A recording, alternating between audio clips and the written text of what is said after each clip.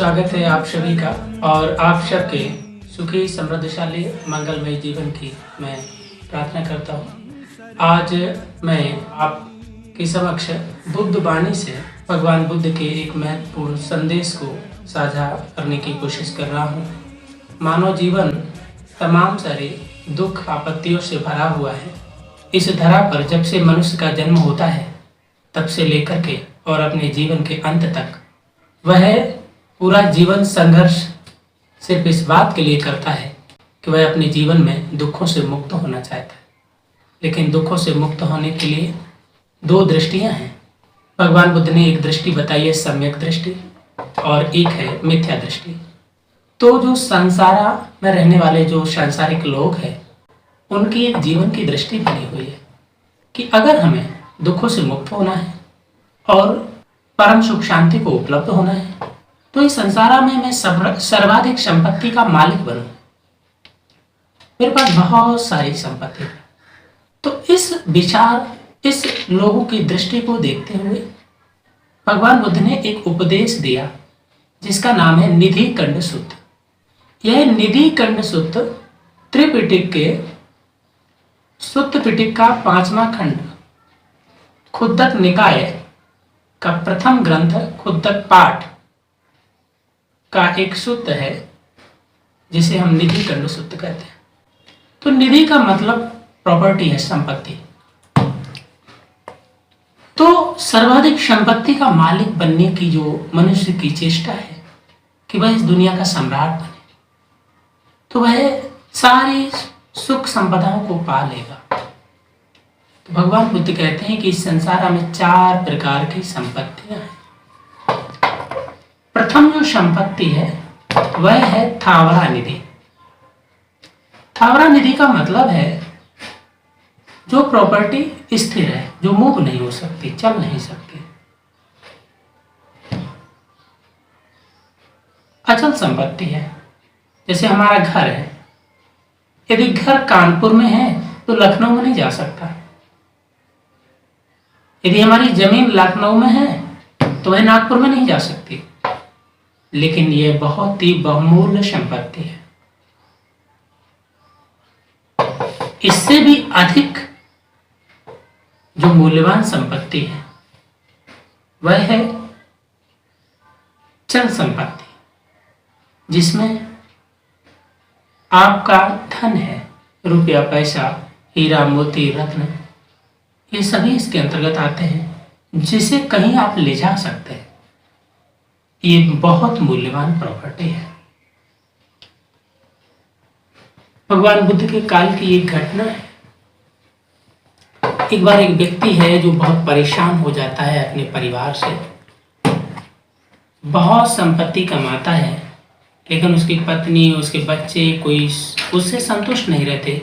पत्नी बार बार में कुछ ना कुछ बोल देती, झगड़ा करती कि अरे तुमने किया ही क्या है अपने जीवन में। बच्चे लोग भी उसको कुछ ना कुछ बोल देते हैं, अरे सबके पिता करते हैं, आपने किया है तो क्या है। बहुत आहत हो जाता है तो भगवान बुद्ध के पास जाता है, उनको प्रणाम करता है। भगवान बुद्ध श्रावस्ती के जेतवन में रह रहे हैं। कहता है कि भगवान मैंने बहुत संपदा कमाई, बहुत संपत्ति है, लेकिन कोई सुनता ही नहीं। पत्नी बच्चे इन सब के लिए पूरा जीवन लगा दिया, वो भी हमारा सुनते नहीं, अपमान करते।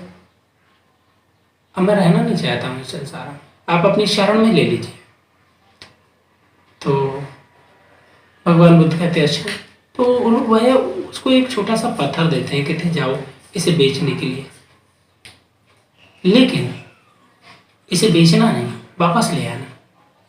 तो वो जाता है तो रास्ते में एक सब्जी वाला मिलता है और उसे जाकर कहता है कि ये पत्थर आप खरीदेंगे, मेरे पास है। तो कहता है ठीक है ले लेंगे। कितने में? कहता है कि 1 ट्रे टमाटर ले लेना। कहता है नहीं नहीं नहीं नहीं, इतने में नहीं दूंगा, और आगे चला जाता है। तो एक अनाज वाले के पास पहुंचता है, कहता है आप इसे खरीदेंगे? तो कहता है ठीक है ले लेंगे। कितने में? तो कहता है कि 1 बोरा गेहूं ले लेना। बोले कि नहीं नहीं नहीं, इतने में नहीं देंगे, और आगे चला जाता है। तो फिर एक सुनार के पास पहुंचता है, कहता है आप इसे खरीदेंगे? तो वो देखता है, कहता है कि ठीक है ले लेंगे। तो पूछता है कितने में लेंगे, तो कहते हैं 2,000 रुपये दे देंगे। कहते हैं नहीं इतने में नहीं देंगे, और आगे चला जाता है। तो वहाँ जाता है तो वहाँ एक जौहरी के पास जाता है और वहाँ जाकर के उसको दिखाता है, कहते आप उसे खरीदेंगे? तो उसे ले लेता है और देखता है और अंदर चला जाता है। एक छोटी सी टेबल निकाल के लाता है, एक सुंदर सा कपड़ा लाता है, उस टेबल पे बिछाता है और उसको बीच में रख देता है और ऐसे हाथ जोड़ता है और 3 बार उसकी प्रदक्षिणा करता है और कहता है, मित्र तेरा लाख लाख शुक्र है, मैं कृतज्ञ हूं तेरा। मेरी कई पीढ़ियां रत्नों के व्यापार में गुजर गई, मैं अपनी पीढ़ी का पहला व्यक्ति हूं तो मैं इसका दर्शन कर पा रहा हूं। मालूम है तुझे ये बेशकीमती रत्न रूबी है, तू इसे बेचने की बात कर रहा है। मैं अपनी सारी संपत्ति, सारी कायनात, सब कुछ तुझे अर्पित कर दूं, दे दूं, फिर भी इसका मूल्य न दे पाऊंगा। जैसे ही वह सुनता है कि इतना बहुमूल्य रत्न है मेरे पास, से कहता है, वो सोचता है कि मुझे क्या मालूम, क्या दे दिया मुझे। वो कहता है कि नहीं नहीं बेचना नहीं है मुझे, मेरा वापस दे दो। और वह उसे वापस ले लेता है और फिर दौड़ा दौड़ा जेत वन में सीधा भगवान बुद्ध के पास आता है। आकर के उनको दे देता है, कहता है लीजिए भगवान, हमें क्या मालूम कि आपने मुझे रत्न दे दिया। तो भगवान बुद्ध पूछते हैं कि क्या हुआ है बताओ। तो वो अपनी पूरी घटना बताता है कि भगवान एक व्यक्ति तो सिर्फ 1 ट्रे टमाटर कैसे खरीदना चाह रहा है, एक व्यक्ति 1 बोरा आलू में, एक व्यक्ति 2,000 रुपये मात्र, लेकिन एक व्यक्ति मिला जिसने 3 बार उनकी प्रदक्षिणा की। एक सुंदर कपड़ा एक टेबल पे बिछा करके, एक मेज पे बिछा करके उसकी प्रदक्षिणा की, हमारा शुक्रगुजार किया, मेरी कृतज्ञता व्यक्त की उसके दर्शन मात्र से, और कहा कि ये बेशकीमती रत्न रूबी है। अब बहुत धनवान व्यक्ति अपनी सारी संपत्ति, सारी संपदा दे देना चाहता है और फिर भी कहता है कि मैं इसका मूल्य नहीं दे पाऊंगा। भगवान हमें क्या पता कि इतना मूल्यवान रत्न आपने मुझे दिया है। उसने बताया कि बेशकीमती रत्न रूबी है।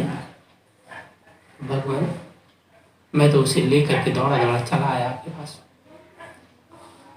तो भगवान बुद्ध कहते हैं कि तुम्हारा ये जो जीवन है ना, ये भी इस रत्न की तरह है। तुम इसकी कीमत किससे लगवा रहे हो? अगर इसकी कीमत किसी सब्जी वाले से लगवाओगे तो भाई अपनी हैसियत के मुताबिक ही तो लगाएगा।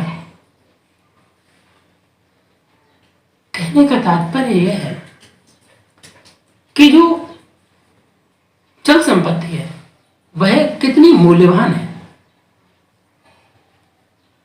जो अचल संपत्ति है उससे, लेकिन इससे भी अधिक मूल्यवान संपत्ति तीसरे नंबर की क्या भगवान ने इस जीवन को बताया, अंगस्मा निधि बताया। बॉडी पार्ट्स, शरीर के जो अंग है। कोई कहे 10 लाख रुपया दीजिए देंगे, आप अपना हाथ दे दो, तो कहेंगे ले जाओ, नहीं ना। कोई कहे 10 लाख रुपया देंगे, अपनी आंख दे दो, तो दे देंगे क्या? नहीं। कोई कहे 10,000 करोड़ देंगे, अपना हार्ट दे दो, कोई देने के लिए तैयार नहीं होगा। लेकिन बुद्ध कहते हैं कि एक दिन तुम्हारा प्रिय व्यक्ति ही ले जा करके इस प्रॉपर्टी को जला देगा, तो ये प्रॉपर्टियां नष्ट हो जाने वाली, तो इस संसार में सम्राट भी बनेंगे, तो इससे ज्यादा कुछ पा ना सकेंगे। कितनी भी संपत्ति कमाओ, लेकिन बुद्ध कहते हैं एक संपत्ति ऐसी है जो दुनिया में नष्ट नहीं होगी, जिसका नाम है अनुगामिका निधि। जो संपत्ति सदैव आपका अनुगमन करे, आपके पीछे पीछे चले,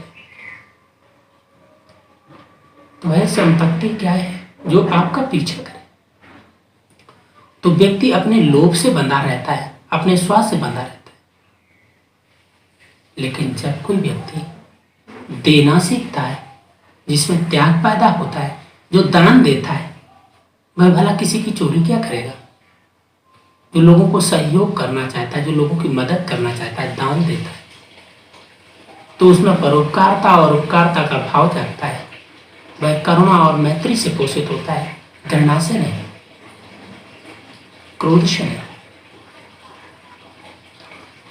तो पहली निधि है देना सीखना, परोपकारता का भाव जागता है। दूसरी निधि है शील की निधि, जो शील पालन करता है। और ध्यान साधना की निधि बोधि चित्त उत्पाद की निधि, निब्बाना की निधि।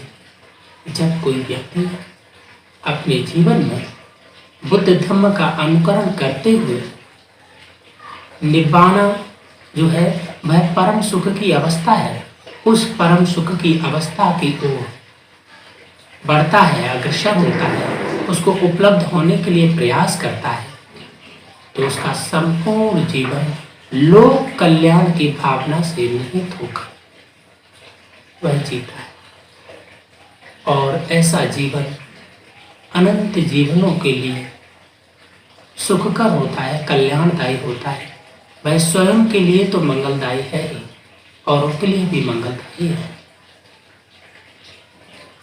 और जो जीवन मनुष्य का सर्वश्रेष्ठ कहा गया, जिस लिए ये मनुष्य का जन्म मिला है, वह अपने जीवन के उस परम उद्देश्य को, उस परमार्थ को पाने की दिशा में आगे बढ़ पाता है।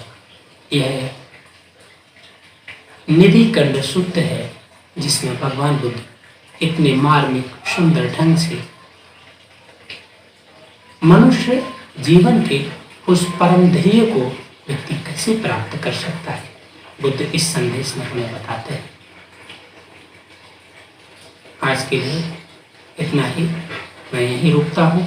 आप सभी ने बहुत ही अच्छे से सुना।